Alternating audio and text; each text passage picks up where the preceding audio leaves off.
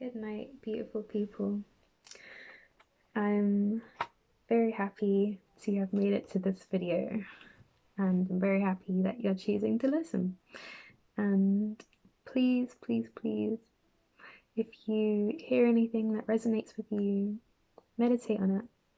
If you feel like you want to reach out and ask a question or comment on something, please do. I'm all ears. So today we're going to talk about ginger, black seed oil, and tooth health. Today is day 8, and the fast is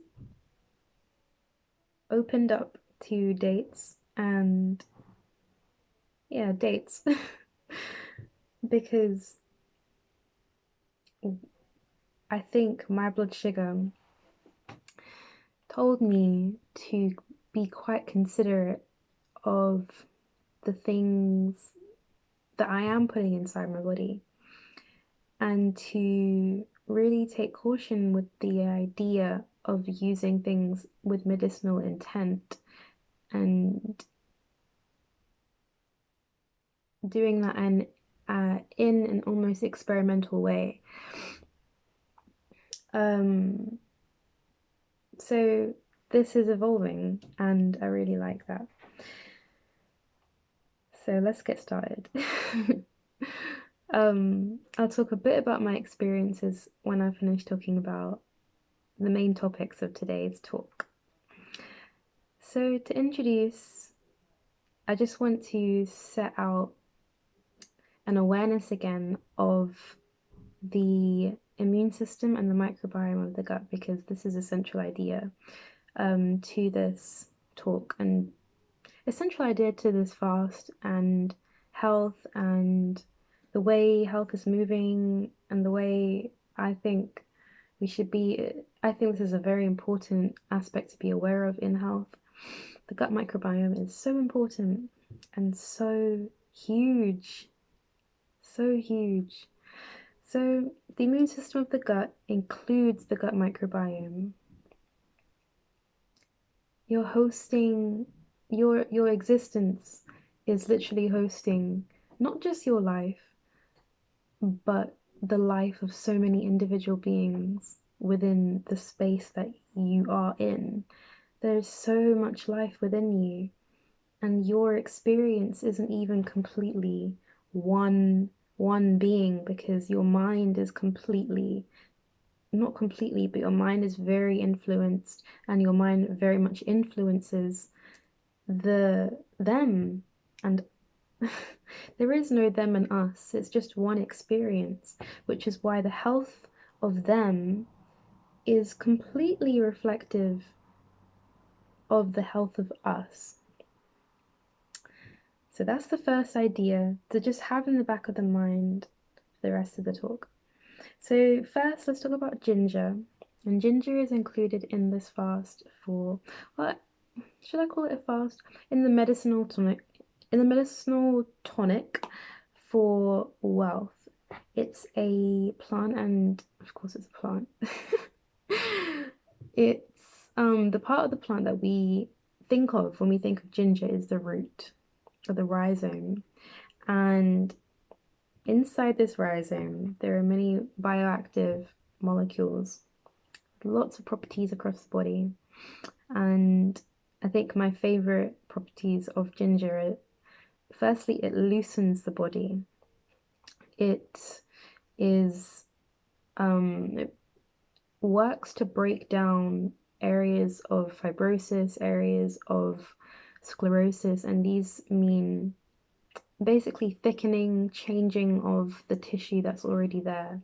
And ginger works against that and essentially loosens up the body, loosens up thick scar tissue, loosens up blood vessels, it loosens up the gut. It's a digestive stimulant. It increases bile acid synthesis. So bile acid is one of the ways that we excrete things because it goes into the gut. Yes, we reabsorb a lot of the bile, but a lot of it gets excreted as well. And through upregulating that process, it's helping us upregulate how we get rid of things that we don't need. It increases insulin sensitivity, great for diabetics. It warms the body. It creates a sensation of warmth in the body because it actually dilates the blood vessels that are in your skin, that are in your more peripheral tissues. So it increases that blood flow, and then those parts of your body feel warmer. It has anti-cancerous, antioxidant, anti-inflammatory, antibacterial activity, which isn't surprising, and it's very cardioprotective. There's many studies showing things like it reduces LDL cholesterol, it can thin the blood, so if you're at risk of clotting or you have a history of clotting disorders, this can be beneficial because it prevents platelet aggregation inside the blood.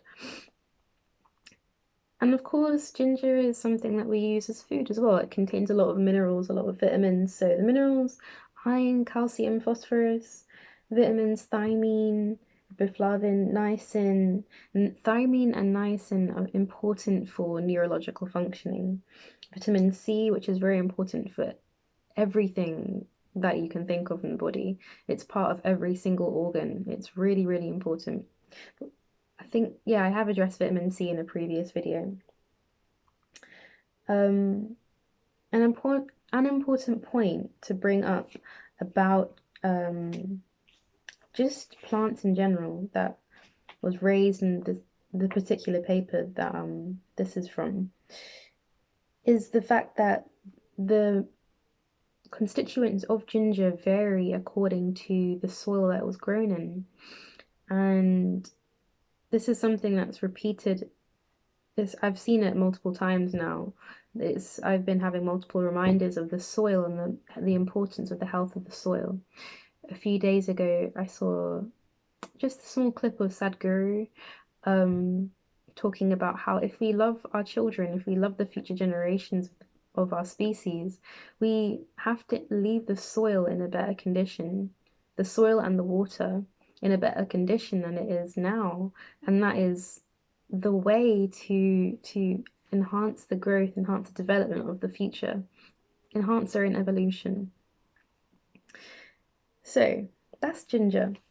Very interesting plant, very beautiful plant, very warm plant. I think it increases this, I think it increases the attraction of wealth.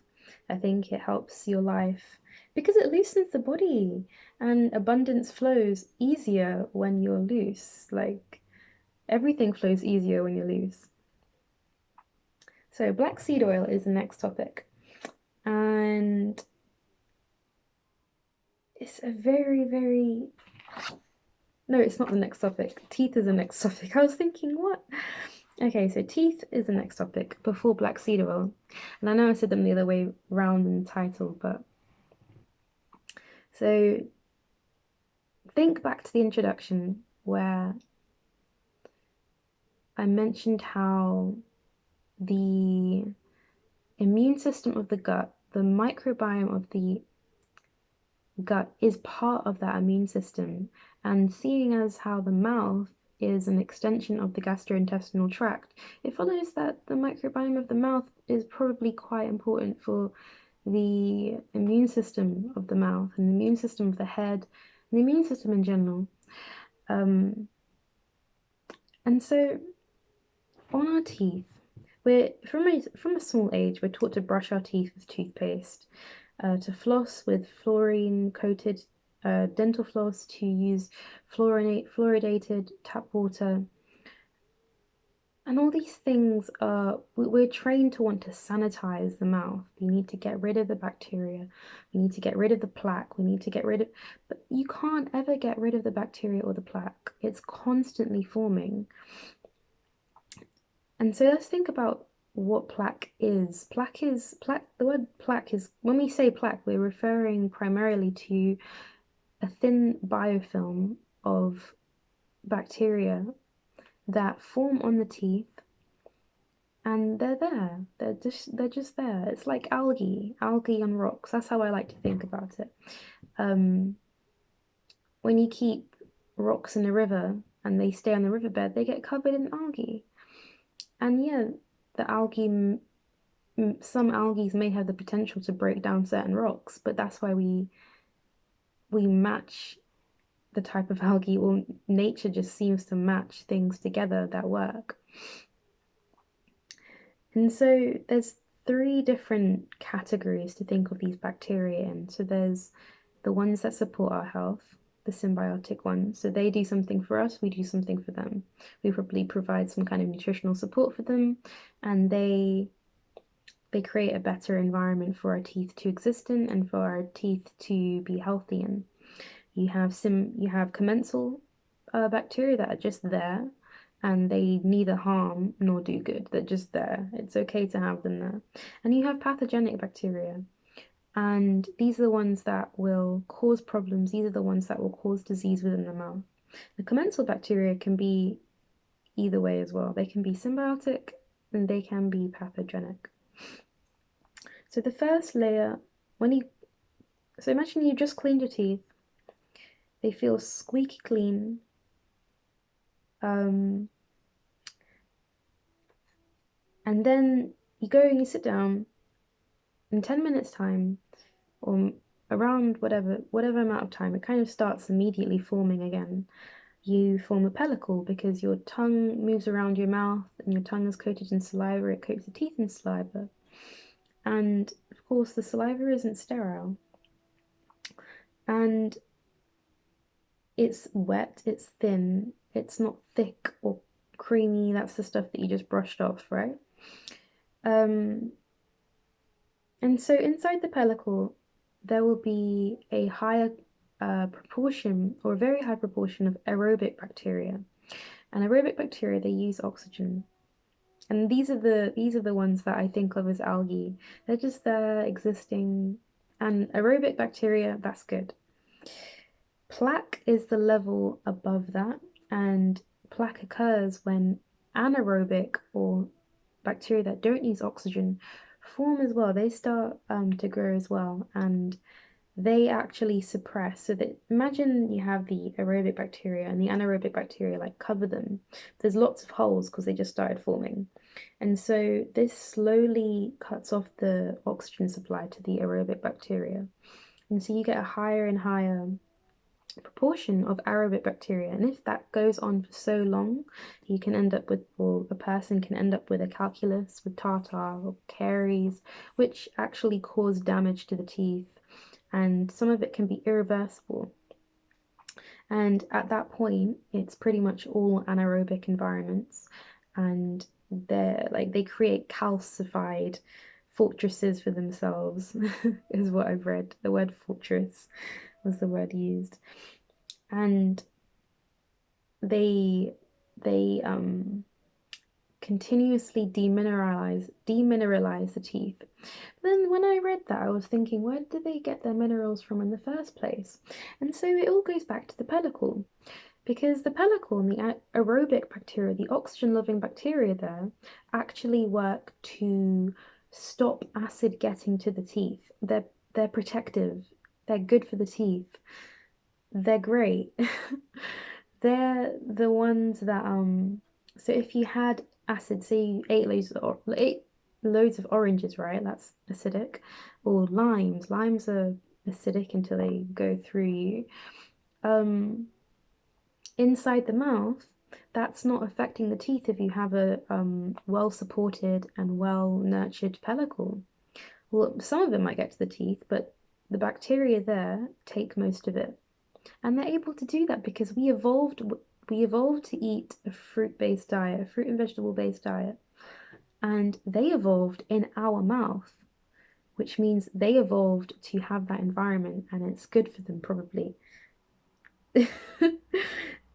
And the issue with the way we've been brought up to constantly want to sanitize the mouth 2, 3 times a day, and then follow a Western diet, which is quite acidic.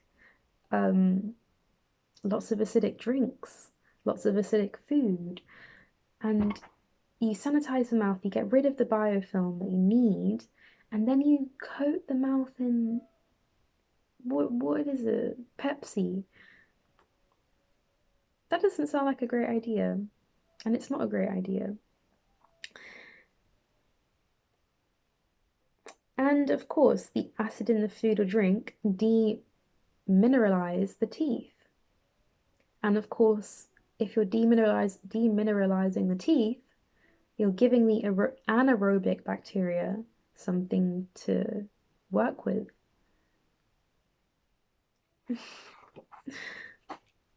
It all links together. And so this is where black seed oil comes in. Just before starting this video, I had rinsed my mouth out with black seed oil. And I do it in a way that's similar to coconut oil pulling, which has become a bit popular in recent years. And the idea is to stabilize the oral flora. So black seed oil, the main volatile oil in black seed oil is thymoquinone or TQ. And it's very bioactive. There's other compounds, flavonoids. We've mentioned flavonoids in a previous video. Great for inflammation, great for not great for inflammation, great for antioxidant properties of the blood. Alkaloids, proteins, saponins. And black seed oil use is literally thousands of years old. Humans have been using it for thousands of years, which means that the human body has evolved with it. It's something that we've been exposed to for a very long time with medicinal intent. The Greeks used it, Indian Ayurvedic medicine uses it, Arabian medicine uses it. It's quite common in many places. And some general properties, it's anti-inflammatory, it's great for celiac disease, metabolic syndrome, pain, epilepsy, eczema, lots. But we're going to focus on the properties that it has in the mouth.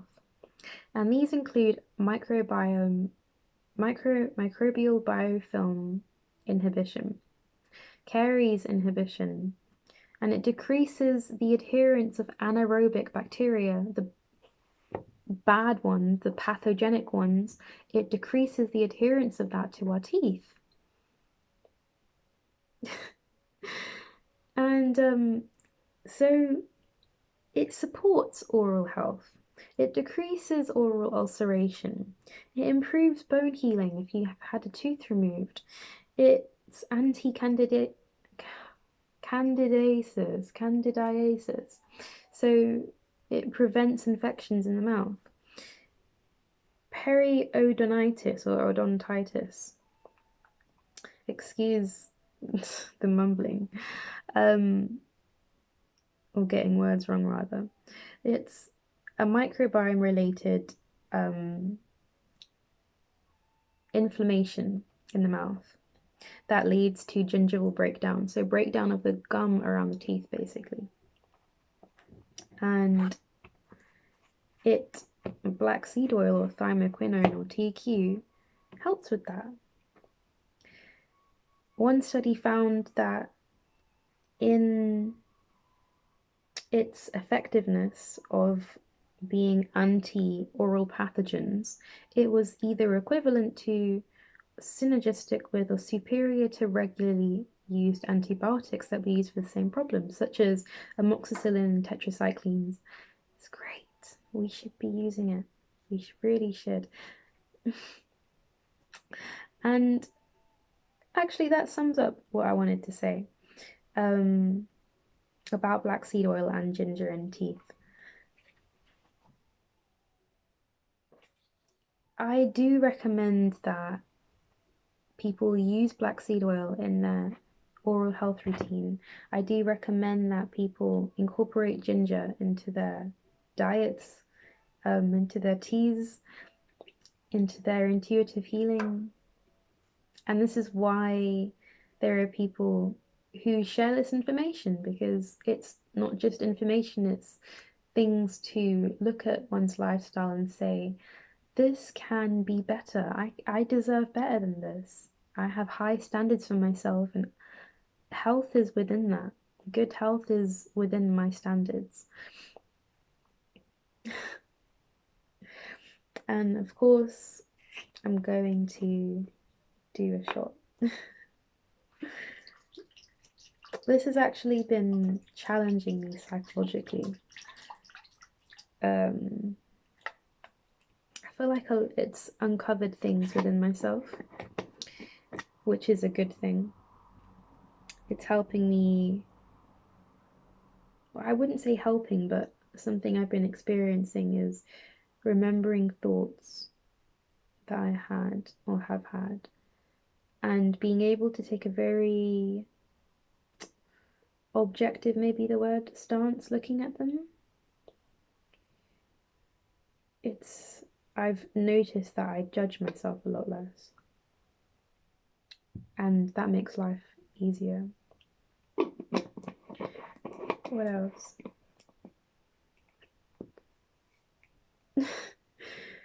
This is the fourth fast, I believe, where I've fasted in line with my own cycle. And my understanding and perception of time has shifted very much. I do recommend this to anyone who has a cycle, anyone who has a feminine cycle, please. Just try this out for a few cycles. It's life-changing. um, so anyhow, before I do this, I want to read a quote from Hahnemann. So, in the healthy condition, the spiritual vital force, or autocracy, of the dynamis, he's very poetic in the way he speaks. I think he's from the 1700s. That animates the material body or the organism, rules with unbounded sway, and retains all the parts of the organism in admirable, harmonious, vital operation, as regards both sensations and functions, so that our indwelling, reason-gifted mind can freely employ this living, healthy instrument for the higher purposes of our existence. And if I read that in an odd way, what this is saying is health is freedom. In the healthy state, you are free. So that's how I interpret it. And so here is the day 8 going into day 9. I'm looking forward to, what I'm looking forward to most is a salad. I want this is also something psychological that happens on every fast. There's different phases, and I've gone through a phase, and I think it happens around midday-ish, or like 3 rather, where I've been getting thoughts for maybe the past 3 days of thinking I can't do this. And that's something that always comes up in every fast. At some moment, there's a thought, I don't want to do this, I can't do this. And this is how fasting improves will. It improves the strength and the control that you have over self. And when you achieve that, it allows much deeper healing. It allows much deeper insight, introspection. It's fasting is definitely the way to learn about yourself and to heal yourself. Yes, do do things that you find healing. But I do recommend incorporating fasting into your healing. And the thing that I've been looking forward to most is like I've been picturing doing lettuce wraps, right? And getting like red peppers and slicing the red peppers and putting them in the lettuce and then getting like cashew cheese or something like that, like blended cashews, like really thickly blended cashews, and putting it over with cayenne and maybe turmeric and a little bit of Himalayan pink salt, and then like maybe like some I was thinking strawberries. Oh my gosh, maybe mango. Mango would be great. And like quinoa and just wrapping with olive oil. This is me daydreaming or night dreaming and just wrapping it all up and just going nom nom nom. Nom. Anyways, I'm gonna stop babbling. So in here we have spirulina for strength, ginger for wealth, aloe vera for relaxation and healing, parsley for balance, lime for gratitude, sea moss for building the body.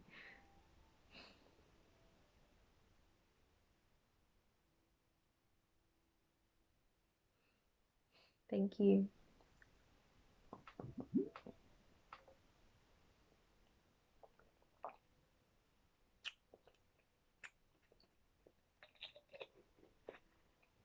Wow.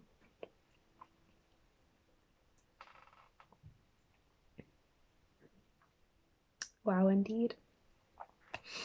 Thank you for listening. Thank you for having an open mind. Thank you for being on a journey of continuous learning. I wish you peace and balance and gratitude, patience and love.